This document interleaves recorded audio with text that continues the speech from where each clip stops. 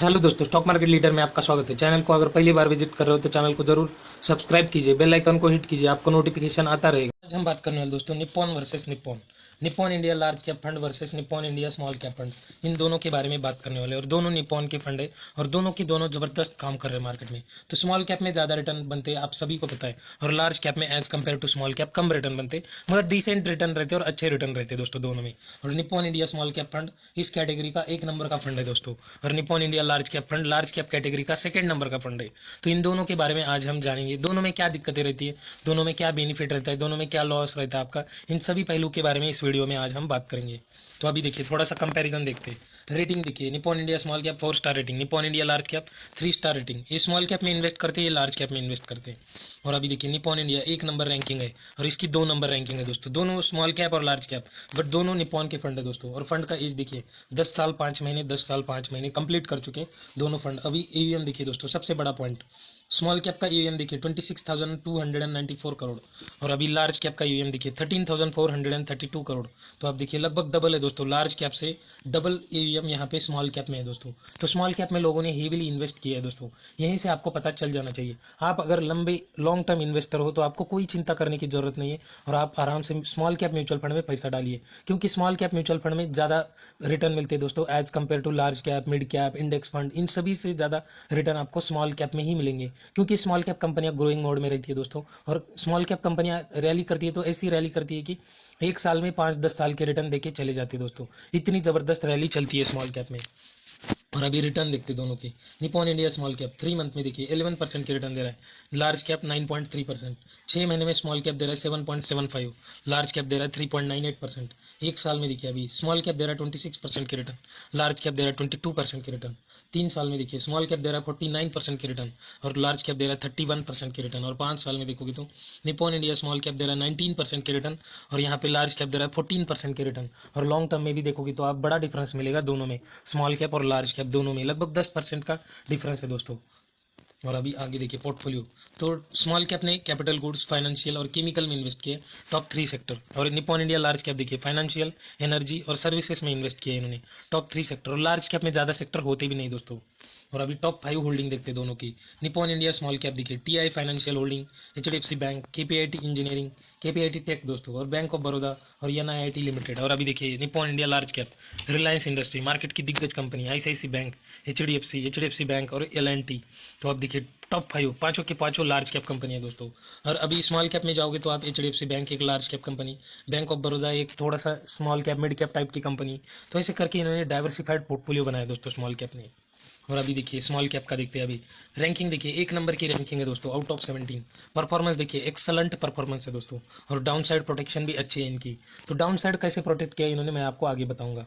और अभी देखिए निपॉन इंडिया स्मॉल कैप ने अभी तक पर एनम CAGR रिटर्न 25% के CAGR रिटर्न है दोस्तों, और इसके एनएवी चल रहा है 112 रुपीज़ का एनएवी चल रहा है। और अभी देखिए लास्ट मंथ इन्होंने बाय क्या किया है, पीएनबी हाउसिंग, ई सैब इंडिया, एवलॉन टेक्नोलॉजी, BHEL और ओरिएंट रिफ्रैक्टरीज लिमिटेड में इन्होंने बाइंग की है लास्ट मंथ। सेल क्या किया है, Orient electric, Eicher motor, Aster DM, state bank of India और परसिस्टेंट सिस्टम में इन्होंने थोड़ा थोड़ा स्टेक सेल किया है। और आइशर मोटर और एस्टर डीएम जीरो कर दिया, देख सकते हो आप, करंट वैल्यू यहाँ पे कुछ भी नहीं दिखा रहा है, इसका मतलब है जीरो कर दिया इन्होंने। और रिटर्न देखिए अभी 3 साल में 50%, 5 साल में 19.5% और लॉन्ग टर्म में लगभग 25% के रिटर्न दे रहा है, आपको दिखाई दिया अभी। और अभी देखिए इनका ईएम है 26,294 करोड़, इसमें से इक्विटी में इन्होंने 96.8% इन्वेस्ट किए, और 3.2% इन्होंने अभी भी कैश रखा अपने पास।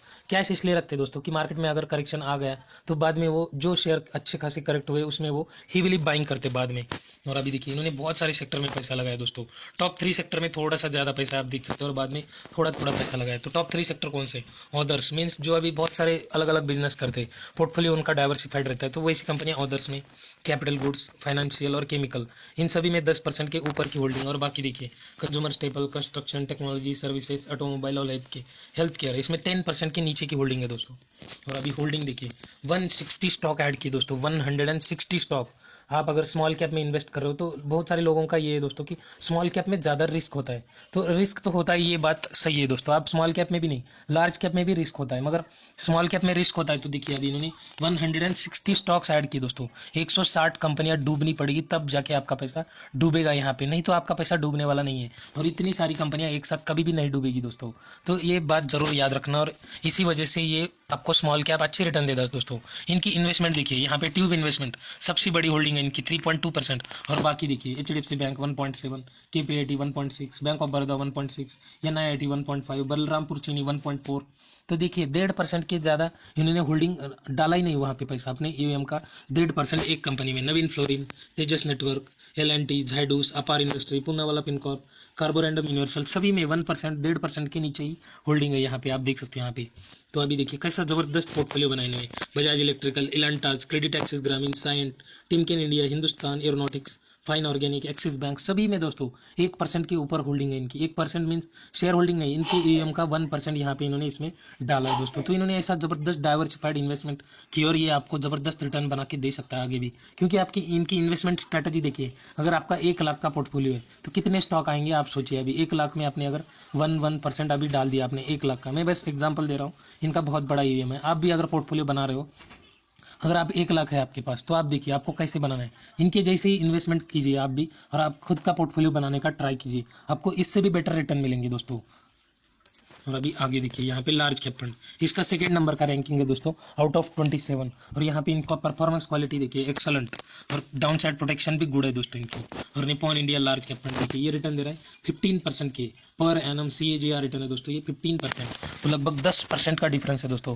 और लॉन्ग टर्म में 10% का डिफरेंस बहुत बड़ा गैप क्रिएट करता है दोस्तों। आप अगर वेल्थ क्रिएशन चाहते हो तो आपको स्मॉल कैप में ही जाना चाहिए दोस्तों, क्योंकि आप जितने भी बड़े बड़े इन्वेस्टर हैं उनको देखिए, वो कभी भी रिलायंस वगैरह में इन्वेस्ट नहीं करते दोस्तों। वो अलग अलग कंपनियां ढूंढते, उसमें इन्वेस्ट करते। लार्ज कैप कंपनियों में वो इन्वेस्ट नहीं करते बैठते दोस्तों, वो स्मॉल कैप कंपनियां, ग्रोइंग मोड वाली कंपनियां ढूंढते और उसमें इन्वेस्ट करते। तो आप भी, तो आप थोड़ा सा पैसा अपना स्मॉल कैप में ज़्यादा लगाते जाइए, लार्ज कैप में भी लगा के रखिए आप पैसा। ऐसा नहीं है कि आपका पूरा पैसा स्मॉल कैप में रहना चाहिए। आपका पोर्टफोलियो है अभी 100%, 1 लाख का पोर्टफोलियो है, तो उसमें से आप 50,000 लार्ज कैप में लगाइए और 50,000 का आप रिस्क लीजिए स्मॉल कैप में लगाइए। तो ऐसे करके भी आप जबरदस्त रिटर्न बना सकते हो। और इसका NAV देखिए 64 रुपीज़ का NAV चल रहा है अभी। और अभी आगे देखिए इन्होंने लास्ट मंथ बाय क्या किया है, HDFC AMC, Bajaj finance, state bank of India, ICICI bank और भारत इलेक्ट्रॉनिक्स में इन्होंने बाइंग किया लास्ट मंथ। और सेल क्या किया है, इन्फोसिस, विप्रो, बजाज ऑटो, ITC और HCL टेक्नोलॉजीज में इन्होंने सेल किए थोड़ा थोड़ा। और अभी देखिए 3 साल में 32% के रिटर्न, 5 साल में 14% के रिटर्न लगभग, और लॉन्ग टर्म में 15% के रिटर्न दे रहा है दोस्तों। तो 10 साल में 15% और 10 साल में 25%। तो आप किसको प्रेफरेंस दोगे, अभी आपके ऊपर डिपेंडेंट है दोस्तों। अगर आप रिस्क लेना चाहते हो, लंबे इन्वेस्टर हो, आप लॉन्ग टर्म इन्वेस्टर हो, लॉन्ग टर्म में आपको जरूर बेनिफिट मिलेगा। अगर आप शॉर्ट टर्म 6 महीने 1 साल की सोच रहे हो तो आप मार्केट में आना ही मत दोस्तों, क्योंकि लार्ज कैप रहने दो, स्मॉल कैप रहने दो, दोनों में रिस्क है यहाँ पे। तो थोड़ा सा आप समझ लीजिए यहाँ पे कि म्यूचुअल फंड आपको किस में इन्वेस्ट करना चाहिए। आप अगर मंथली यहाँ पे 20,000 इन्वेस्ट करते हो म्यूचुअल फंड में, तो यहाँ पे आप 15,000 स्मॉल कैप में जाना चाहिए दोस्तों।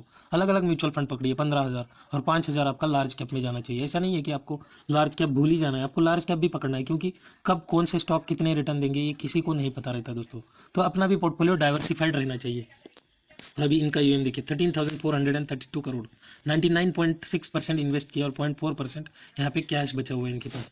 और अभी यहाँ पे सेक्टर देखिए, सबसे बड़ा सेक्टर फाइनेंस, और यहाँ पे 2-3 सेक्टर और बाद में छोटी छोटी इन्वेस्टमेंट है। आप देख सकते हैं फाइनेंस सेक्टर 36% की इन्वेस्टमेंट, अदर्स 14.5%, एनर्जी 12% और सर्विसेज में 10.8% इन्वेस्ट किया इन्होंने। और बाकी 10% के नीचे consumer staple, technology, capital goods और कंस्ट्रक्शन में 10% के नीचे की इन्वेस्टमेंट है। और अभी इनकी होल्डिंग में देखिए लगभग 58 स्टॉक्स अवेलेबल है यहाँ पे। और अभी टॉप 10 देखिए, Reliance industry, ICICI bank, HDFC bank, L&T, state bank of India, ITC, axis bank, Indian hotel, Bajaj finance, HCL technology, Infosys. आप देखिए सभी की सभी लार्ज कैप कंपनियां दोस्तों ये, और लार्ज कैप कंपनियों में ही इन्होंने हेविली इन्वेस्टमेंट कर रखी है। तो अभी देखिए थोड़ा सा कैलकुलेटर पे आते हैं दोस्तों हम। अभी देखिए 15% भी नहीं है और 25% भी नहीं है, हम 22% से कैलकुलेट करेंगे दोस्तों। कि आप अगर 15,000 की SIP करते हो और आपको 22% के रिटर्न मिलते अगले 10 साल तक, 15,000 की SIP से आप लगभग 65 लाख रुपीज़ जमा कर सकते हो दोस्तों। आपकी इन्वेस्टमेंट हो जाएगी 18 लाख रुपीज़ और आपकी टोटल अमाउंट हो जाएगी 65 लाख रुपीज़ दोस्तों 10 साल बाद। और वही कैलकुलेटर आप देखिए 15% के रिटर्न, 15,000 की SIP, 22% के रिटर्न और 12 साल के लिए करोगे तो आप करोड़पति बन जाओगे दोस्तों 15,000 की SIP से। आप देख सकते हैं यहाँ पे 1 करोड़ के ऊपर की अमाउंट जमा हो गई, 1,05,66,000 यहाँ पे जमा हो जाएंगे 12 साल में दोस्तों, अगर 22% के भी रिटर्न मिले आपको।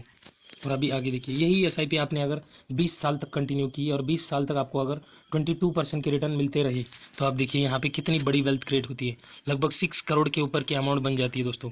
6 करोड़ 43 लाख रुपीज़ बन रहे दोस्तों 22% के रिटर्न के साथ। 25% पकड़ोगे तो और ऊपर जाएगा दोस्तों आपका ये आंकड़ा। तो आप अपनी SIP जैसे जैसे आप अभी इन्वेस्टमेंट 15,000 कर रहे हो तो आपका इनकम आगे बढ़ते रहेगा दोस्तों। तो अपनी रिटायरमेंट तक आप अपना इन्वेस्टमेंट भी बढ़ाते रहिए। आपको लॉन्ग टर्म में अच्छे रिटर्न चाहिए तो आप SIP अमाउंट भी बढ़ाते रहिए, थोड़े थोड़े टाइम के बाद आपको अच्छे रिटर्न जरूर मिलेंगे और लॉन्ग टर्म में एक आप बड़ी वेल्थ क्रिएट कर सकते हो यहाँ पे। और अगर आपने खुद का पोर्टफोलियो बनाया तो इससे भी बड़ी वेल्थ क्रिएट कर सकते हो दोस्तों। म्यूचुअल फंड से भी ज़्यादा रिटर्न बनेंगे दोस्तों अगर आपने खुद का इक्विटी का पोर्टफोलियो बनाया और उसमें स्टॉक्स में SIP किया आपने तो उसमें आपका और ज़्यादा पैसा बन सकता है दोस्तों। अगर ये वीडियो अच्छी लगी तो वीडियो को लाइक एंड शेयर जरूर करना, चैनल को सब्सक्राइब करना मत भूलना।